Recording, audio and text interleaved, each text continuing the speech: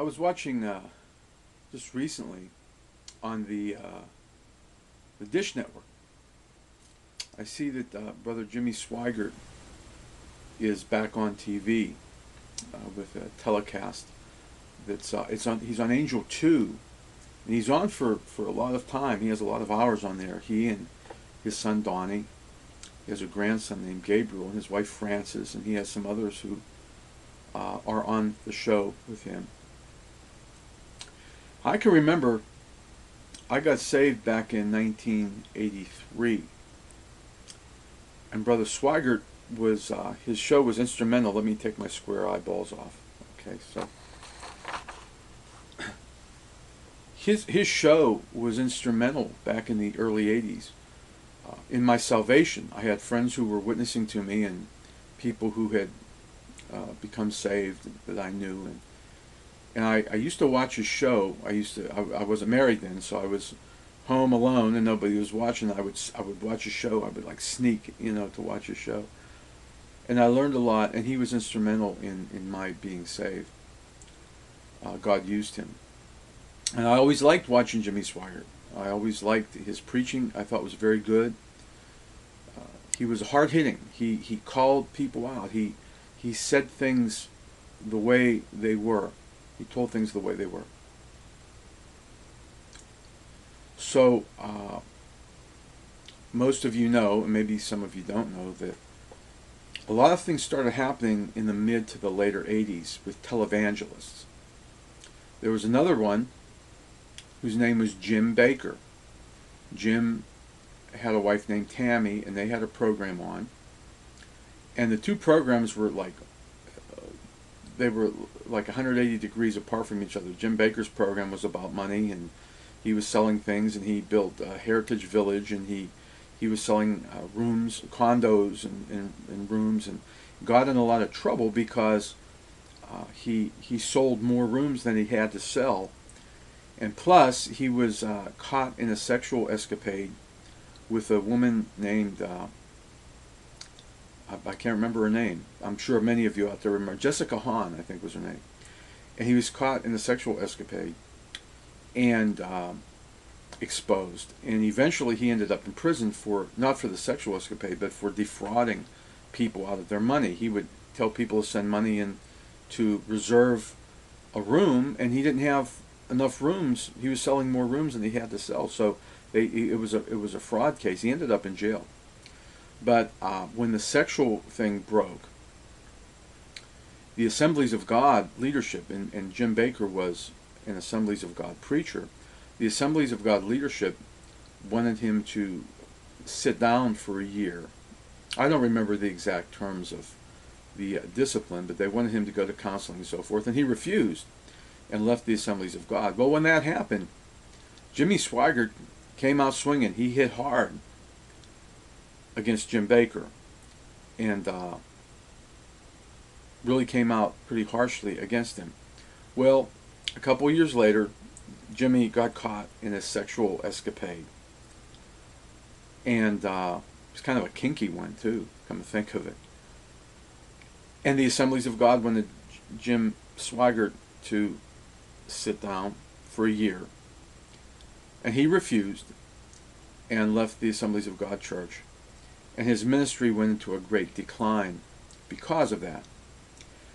And needless to say, he became the butt of many jokes because he was so adamantly against sin. I mean, he was a good preacher, and he would preach against worldliness and preach against all the stuff that was going on in the world, and here he got caught with a prostitute. Okay.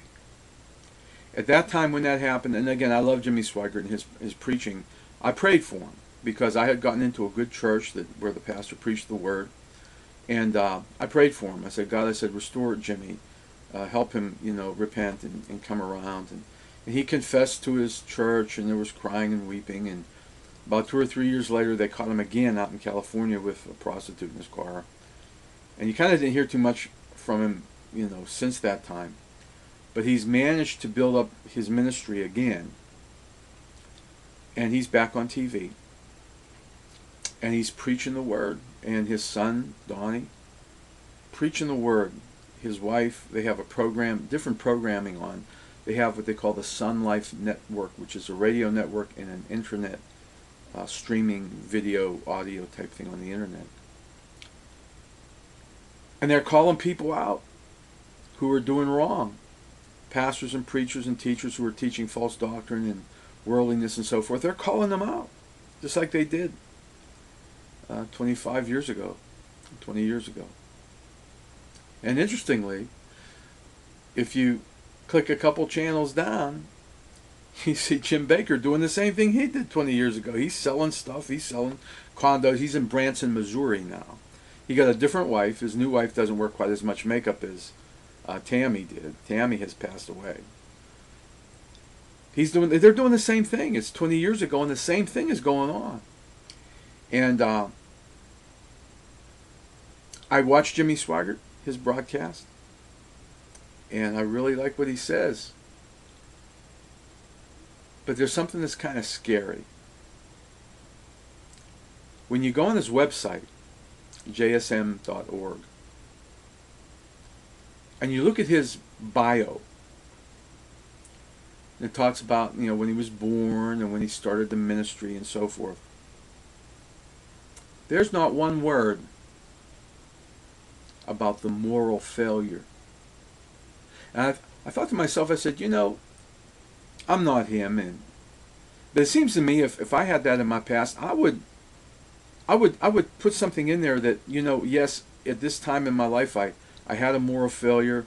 I turned my back on God. I got caught up in sexual sin, and I repented, and God has restored me and renewed me, and I've been forgiven, and I'm going on. And he wouldn't have to give the lurid details of everything, but just a thing in there admitting, acknowledging the fact that he had this problem. There's nothing. And when you watch his programming, it's like nothing ever happened. And it's scary. Because I know the hecklers are standing in line, just waiting. Just waiting. They're calling people out. They're calling ministries out that are doing wrong, and that's a good thing. But what's going to happen when they start getting wind of this? Are they going to start playing the tape from 20 years ago when Jimmy Swaggart crying, out and saying, "Oh, forgive me," to his congregation over and over and over and over again? It's scary, it really is. Pray for Jimmy Swaggart and his ministry. Pray for his family. I love him. I love to watch them. I hope and pray that somewhere down the line he'll come forth with an admission, not an admission, because he doesn't, he did that a long time ago, but an acknowledgement that yes, I fell, but God has forgiven me, and I've accepted that forgiveness, and I've been changed. I'm not the man I was. He'd be a little more believable, because quite frankly, when I watch him, I always have that picture in the back of my mind of Jimmy Swaggart sitting in a car with a prostitute running around it.